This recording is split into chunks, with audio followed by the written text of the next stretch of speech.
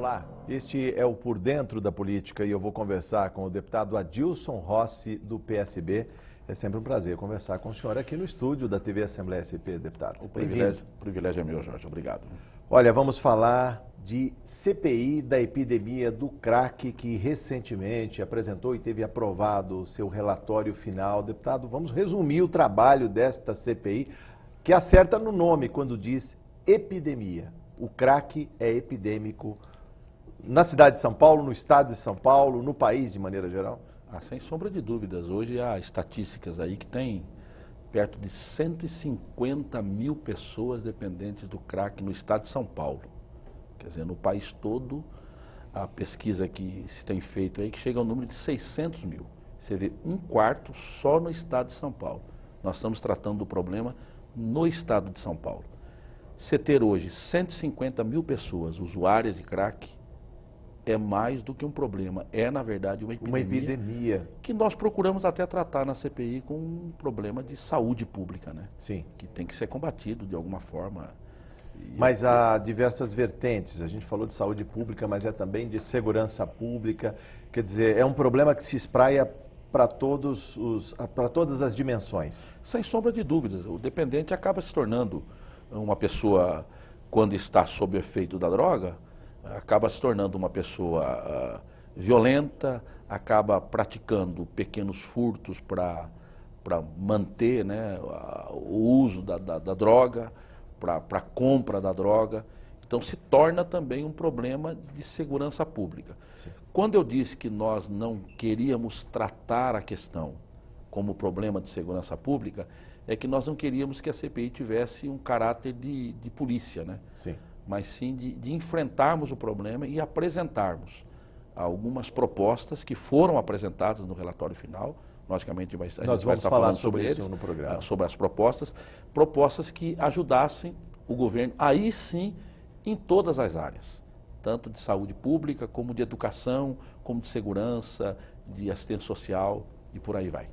Como foi trabalhar um tema tão candente e que, de alguma maneira, atinge município grande, município pequeno, município médio e todos os estratos da sociedade? A gente não está falando que o crack atinja só a camada mais pobre, mas toda a sociedade, deputado. Muito pelo contrário, acho que está presente em todas as camadas sociais. Todas, né? E você disse uma coisa interessante aí, Jorge. O problema do crack, quando nós falamos de Cracolândia, a ideia que se tem é que só existe na capital de São Paulo, né? Você saiu a 20 quilômetros de São Paulo, o problema não existe mais. E não é verdade. Hoje o crack está presente em 100% dos municípios do estado. 100%? O senhor está falando de 645 municípios? 100% há pessoas que consomem o crack. E um percentual elevado acima dos 85%, existem já municípios acima desse índice que têm as suas cracolândias, que é, lógico, que num percentual muito menor do que de São Paulo, sim, mas que já existe aquele fluxo que é chamado no lugar do uso, né? Sim. O fluxo, alguma praça, alguma esquina, algum fim de rua. Isso está constatado já em mais de 85% dos municípios do estado. Então é um problema epidêmico, tem que ser tratado, tem que ser tratado com urgência, né? Pois é, e como as prefeituras têm tratado, vamos olhar menos a vertente de segurança pública, mas a questão de saúde pública parece que é um problema a ser empurrado para debaixo do tapete ou debaixo dos viadutos, como comumente se vê por aí. Inclusive, no relatório da CPI, já falando do relatório, né, que a gente vai falar sobre ele, sim, há uma proposta para que o programa do governo do estado, sim, seja intensificado nos municípios. Programa Recomeço. Exatamente, para que não haja essa divergência de programas. De repente, sim, você tem um programa, que é o programa do governo do estado, que é um tremendo do programa. Nós fomos, sim, lá, verificamos, fizemos a visita, fizemos o trabalho de campo. Sim. É um programa extraordinário, mas que não tem chegado nos municípios. Quer dizer, não chega lá na ponta. Nós temos um excelente programa dentro da capital de São Paulo que precisa ser integrado às prefeituras, sim, de todos os municípios do estado. Isso, inclusive, é uma das propostas do nosso relatório. Deputado, só lembrando, no trajeto da CPI, constituída para um trabalho de 90 dias, ela que foi a eleição do presidente, a sua eleição do presidente, vice, em 3 de maio. Mas eu acho que um ponto alto da CPI foi estabelecer diálogo com pessoas da sociedade e mesmo dos governos. Eu lembro aqui, pelo menos 2 audiências, 2 oitivas, podemos falar assim, com o doutor Floriano Pêsaro, secretário de Estado de Desenvolvimento Social, falando desta experiência. Como foi essa interface? Agora a gente vai falar do deputado, aquele que tem a visão, que se aprova o orçamento nessa Casa de Leis, e o executivo, no caso, um secretário de Estado. Olha, a presença do secretário Floriano Pêsaro na CPI foi importantíssima. Ele trouxe informações para a CPI e foi logo na largada da CPI, sim, nós recebemos logo nas primeiras reuniões a presença do secretário, e diga-se de passagem que prontamente atendeu o nosso convite. Quando nós contatamos o secretário Pêsaro, imediatamente ele se propôs, apresentou ele mesmo a data que ele gostaria de vir para trazer a sua parcela de contribuição. Sim. Um pouquinho antes, nós tínhamos recebido o representante do CRATOD, que também está ligado aí à Secretaria de Desenvolvimento Social e à Secretaria de Saúde. Agora, a participação do secretário foi importante porque ele veio trazer algumas informações sobre o programa Recomeço, sim, que a gente ouve falar muito, mas que não tinha um conhecimento mais aprofundado do que era o programa e hoje do que é o programa. E qual é a maior dificuldade de espraiar esse programa? Já que ele é bom, mas ele parece que é muito tímido ainda. Se o CRAC é uma realidade em praticamente todos os municípios paulistas, como fazer espraiar essa política pública? Então, nós estivemos lá visitando o foco do problema, né? Onde está inserido, onde está a sede do programa Recomeço, se assim poderia ser chamado. Ela está lá no fluxo da Cracolândia. E é um negócio tão impressionante, Jorge, que você passa ali no meio daqueles usuários de droga, parece que você está, desculpa da expressão, parece que você entrou no inferno, porque não é vida aquilo. Você vê aquelas pessoas... É impactante mesmo, não, o senhor, que tem outras atividades que não as parlamentares, Jorge, deputado. Estou falando triste, até para o... É triste, você fica constrangido, dá um sentimento de tristeza, de impotência na gente. Aí você sai do fluxo e entra no prédio do programa Recomeço, que é um prédio de 11 andares.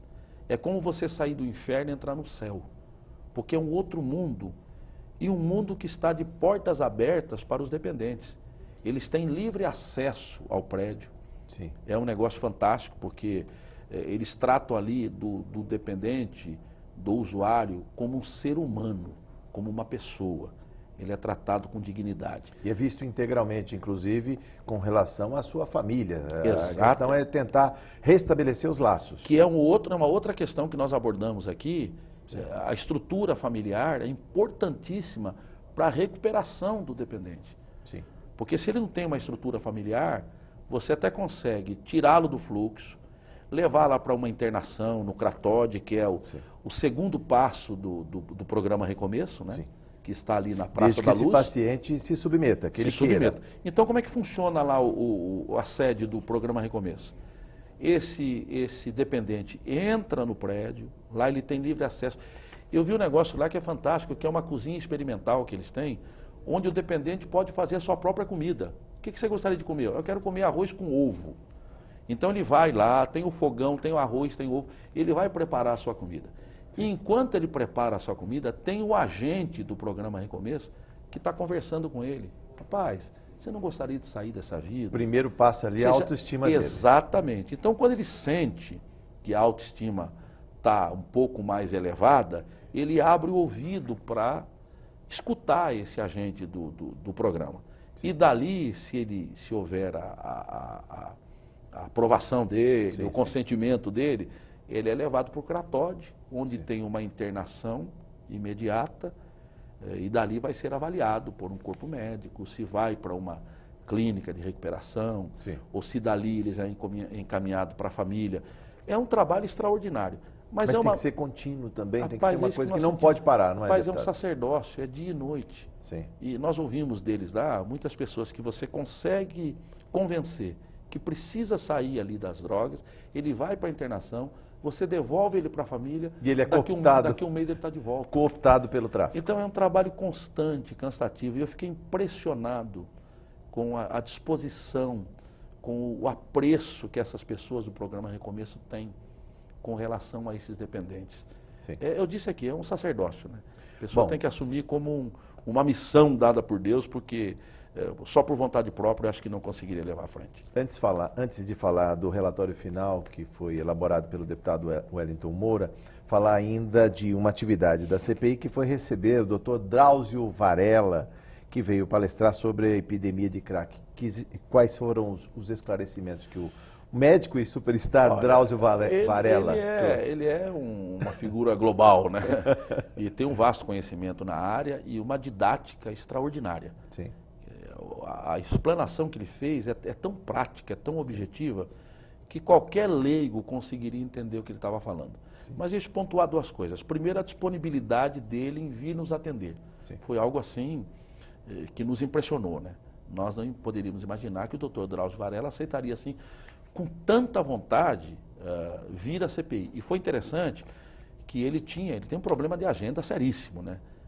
Dá palestra no mundo inteiro, tem as suas atividades. Sim. E ele propôs algumas datas para a gente, disse, olha, pense nessas datas, eu posso cancelar um compromisso meu para estar lá. Demonstrando total disponibilidade. Total disponibilidade e interesse pela causa. Veio e trouxe informações importantes sobre dependência de droga. Ele não falou especificamente do crack, sim, mas ele abordou um assunto que nós fugimos sempre quando falamos sobre drogas, sim, que é a questão do álcool. Ele disse, olha, seria a aquela pior porta de entrada, droga, né, que existe é o álcool. E falou inclusive sobre recuperação. Ele abordou um ponto aqui que nos impressionou. Ele disse, olha, é mais fácil você recuperar um dependente de cocaína e até de crack do que um dependente do álcool. E é uma coisa que a gente... E essas drogas estão todas associadas. Sem no sombra caso... é a porta de entrada, sim, né? Quer dizer, sim, o álcool é a porta de entrada para outras drogas. Sim.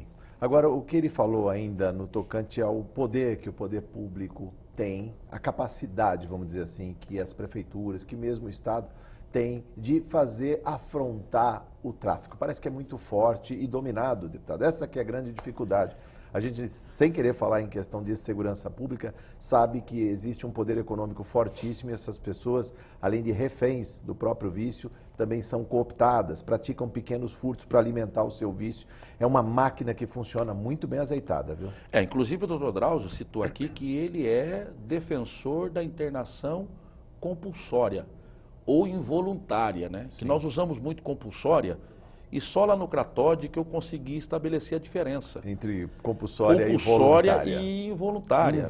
Involuntária. Sim. A compulsória é quando você tem uma determinação do Ministério Público, da Justiça. Da Justiça. Involuntária é você fazer um arrastão aí e pegar o cidadão mesmo sem ter um posicionamento da Justiça e falar, não, você tem que ser internado porque você precisa ser recuperado. Porque está no risco de morte ali. Não, inclusive, totalmente exposto. Quando está sob o efeito da droga, ele não tem poder de decisão. Sim. Como é que você chega para a pessoa que está sob o efeito da droga, você quer ser internado? Ele não sabe nem quem ele é. Você vai falar, o que é internação? O que significa isso? Aliás, essas pessoas perdem de fato sua identidade, se pode falar, estão na rua como andrajos. Pegamos uma cidade como São Paulo, que tem 16 mil moradores de rua, muitos se confundem ali, seja o viciado em crack ou as pessoas que estão ali também reféns do álcool e outras drogas, deputado. Olha, e outros com problemas mentais psiquiátricos, isso sérios, inclusive. Inclusive, na questão de segurança pública, já que você abordou, há um questionamento. Se você for hoje na Cracolândia, você vai ver que a calçada ela está tomada por barracas, né? Sim. Eles pegam ali uma lona e fazem uma barraquinha onde eles se refugiam. E há uma ideia de que aquelas barracas contribuem e muito para o uso das drogas. Dão invisibilidade, dão uma certa proteção ali. E há, inclusive, um movimento para que aquelas barracas sejam retiradas. E é interessante que elas são retiradas todos os dias para a lavagem das ruas. Aí já vão... Mas a prefeitura vem lá, lava, limpa a rua. O poder público, o gestor, no caso o prefeito, falar que está higienizando. Mas higienizando, ele dá uma cobertura para o uso das drogas. Uma outra coisa que nós vimos lá, que é impressionante, são colocados cones nas entradas da rua, sim, onde está o fluxo da droga, né? Onde está o maior número de usuários. Coloca-se um carro da Guarda Civil Metropolitana em cada esquina para blindar as pessoas. Como se dissesse, aqui é o espaço de vocês. É um território deles. Quer dizer, Ou também para prevenir que outras pessoas inadvertidamente invadam aquele território e sofram sanções também, né, eu não deputado? vi isso lá. O senhor não viu? Eu não vi eles abordando absolutamente ninguém. É como se fosse um território livre. É como se fosse a polícia dando proteção para aquele território. Dizendo, olha, aqui é o lugar de vocês, onde vocês podem consumir a droga com segurança. Quer dizer, é um absurdo isso. À luz do dia. Isso é você fomentar o uso da droga e o tráfico também, né? Deputado, vamos ao relatório, é bom que se diga, um relatório que traz aí muitas recomendações. Quando ele sugere, por exemplo, a colaboração daqui da Casa, da Comissão de Direitos Humanos, analisando as propostas e discutindo com a sociedade civil. Na verdade, é o trabalho da CPI que não termina aqui.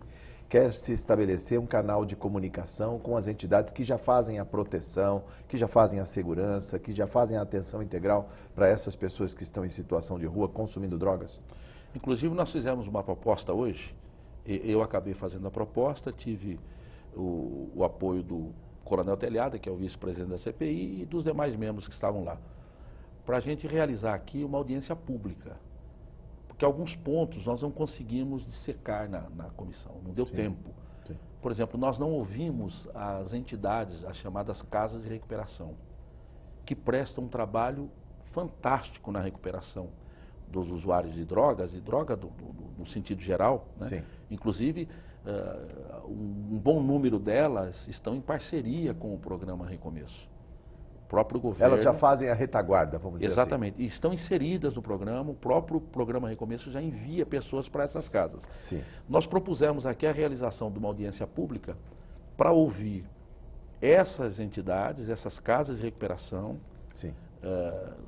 A gente sabe que um grande número delas tem um cunho religioso muito forte, seja ele evangélico ou católico, e nós ouvimos aqui ao longo da CPI que a questão da religiosidade é importante na recuperação das pessoas também. Não se pode abrir mão da expertise, da especialização dessas casas. Em hipótese alguma. Indiferente do cunho, se é católico, se é evangélico, o serviço que elas prestam não tem preço. Não tem preço, é um serviço extraordinário. Sim. E eu particularmente visito muito essas casas de recuperação e vejo a situação precária que algumas delas atuam por falta de recursos. E o relatório fala que há a menção da Casa Civil, para que ela se manifeste com relação a essas casas. Favorável a essas casas. Tá. E a questão do DENARC, nós não tivemos oportunidade também de ouvir um especialista do DENARC, porque o tempo acabou ficando pequeno. Sim. Né? Também houve uma recomendação para que houvesse uma interface do governo do estado com as prefeituras. Eu lembro aqui, deputado, que parece que há uma sobreposição. Tem um programa de braços abertos da Prefeitura de São Paulo, por exemplo, lá junto à Cracolândia, e também tem o programa Recomeço. Não dá para fazer com que esses programas conversem? Parece que isso está aqui no relatório da CPI. Está no relatório, eu vou dar o meu depoimento pessoal. Esse é o meu depoimento pessoal. Se você for lá visitar a Cracolândia, você tem do lado esquerdo da rua, dependendo do lado que você entra, né? Você tem o programa Recomeço e do lado direito o programa de braços abertos. Vai lá, dá uma olhadinha para você ver. A disparidade que existe entre um programa então, e outro. Há sobreposição. Sobreposição, eu acho que é uma questão extremamente política, para não dizer de politicagem, que não havia necessidade de existir. Eu acho que o programa Recomeço é um programa extraordinário que as prefeituras poderiam absorver e levar para os municípios sem precisar criar um programa paralelo. Nós discutimos muito isso aqui na comissão, a questão do programa municipal, até o problema dos hotéis que foram alugados ali no centro da cidade, onde você coloca o dependente e dá para ele um salário semanal.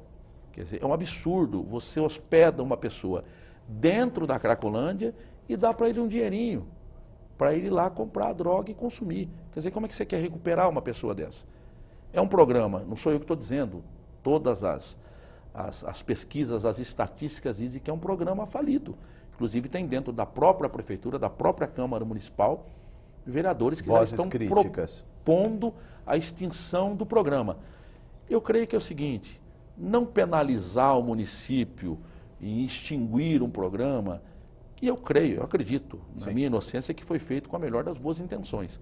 Mas por que não absorver o programa do Estado? Está mais para um programa de redução de danos, vamos dizer assim, em termos de ação social ali. Nós recebemos o secretário de Segurança Municipal, né, aqui de São Paulo.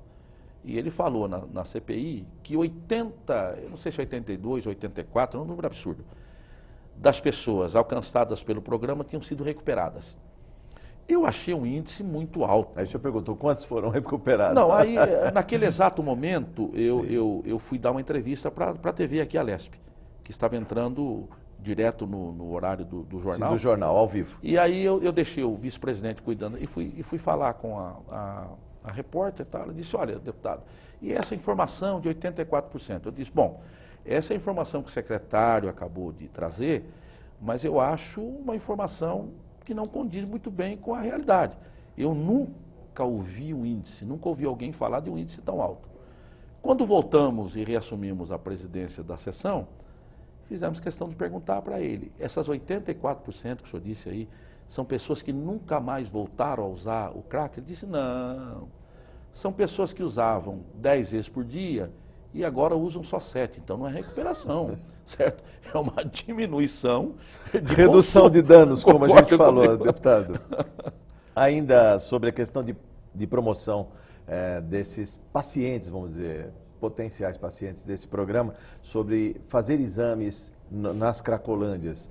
Haja vista que há muita resistência para que eles saiam de lá e procurem um ambulatório, uma unidade básica de saúde.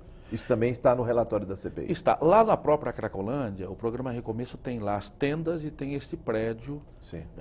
Onde é possível promover exames. Na verdade, ali no prédio, eu não sei se eles promovem exame. Eu sei que no Cratode, que é o segundo passo, né? Sim. Depois da Cracolândia, eles têm lá um amparo, um aparato, desculpa, Sim. médico excelente, médico, psicológico, entendeu? Tem inclusive um representante do Ministério Público lá, permanente, Sim. 24 horas, para atender as necessidades. Nosso tempo se esvai, deputado, temos apenas 3 minutos, considerações breves. Questão da humanização, cursos e vivências para as pessoas que estão ali na linha de frente, tratando esse dependente químico. Olha, é importantíssimo esse trabalho. Eu disse aqui que é um sacerdócio. Quer dizer, o desgaste que você tem ali, emocional e psicológico, é fortíssimo. Sim. E eu não sei se eu seria uma pessoa indicada para fazer esse trabalho. Sim. Eu não sei se eu teria estrutura psicológica, emocional para fazer esse trabalho, que é um trabalho extremamente desgastante. Sim. Eu acho que tem que haver, sim, um amparo para essas pessoas que trabalham, até para que elas estando bem equilibradas emocionalmente, psicologicamente, elas possam prestar um serviço de excelência Sim.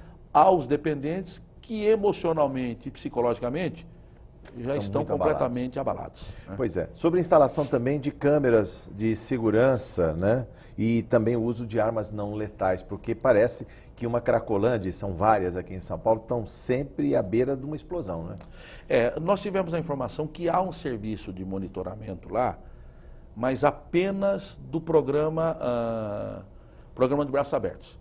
Apenas levando informação para o programa, para ele saber o que está acontecendo. E por que não comutar essas informações com a Polícia Tem Militar? Tem que ser integrado até para prevenir com a GCM, com a polícia. Dos traficantes. É lógico, é importantíssimo isso. Sim. Até para a segurança, não só do comércio que está ali na Cracolândia, como dos próprios usuários de drogas. Sim. O que se espera agora com os encaminhamentos do relatório da CPI? Deputado, só temos 1 minuto e meio. Esse relatório está sendo encaminhado para o Ministério da Justiça e Cidadania, também para a criação de um escritório federal de combate ao crack aqui em São Paulo, muito importante, também com cópias para a Defensoria, para o Ministério Público, para a OAB, para a Federação do Comércio, para o Tribunal de Justiça e outras entidades representativas. Olha, nós vamos encaminhar agora os relatórios, vamos esperar um posicionamento de cada uma dessas instituições, desses órgãos para onde nós vamos encaminhar o relatório. E depois que recebermos ou não uma resposta, é que nós vamos realizar essa audiência pública, até para convidar representantes desses órgãos para que venham e falem sobre a resposta do encaminhamento do relatório que nós fizemos. Que eles se posicionem. Você ficou muito satisfeito com esse trabalho, hein, deputado? Olha, eu gostei, viu, Jorge, eu gostei. Foi um trabalho difícil, não é a minha área, eu não conhecia dessa área. Mas foi um universo que o senhor descobriu. Mas sai enriquecido, com certeza, com uma outra visão, com uma outra concepção, com uma outra ideia com relação não só a droga em si, mas especialmente e especificamente com os dependentes. Eles precisam de um carinho especial da sociedade, dos poderes constituídos, para arrancar essas pessoas dessa desgraça, desse inferno que elas vivem. Deputado, muito obrigado por sua entrevista. Volte mais vezes, é sempre um prazer conversar com o senhor aqui no estúdio da TV. Estou à disposição, obrigado. Obrigado. Eu conversei com o deputado Adilson Rossi, do PSB. Você ficou por dentro da política. Muito obrigado por sua audiência.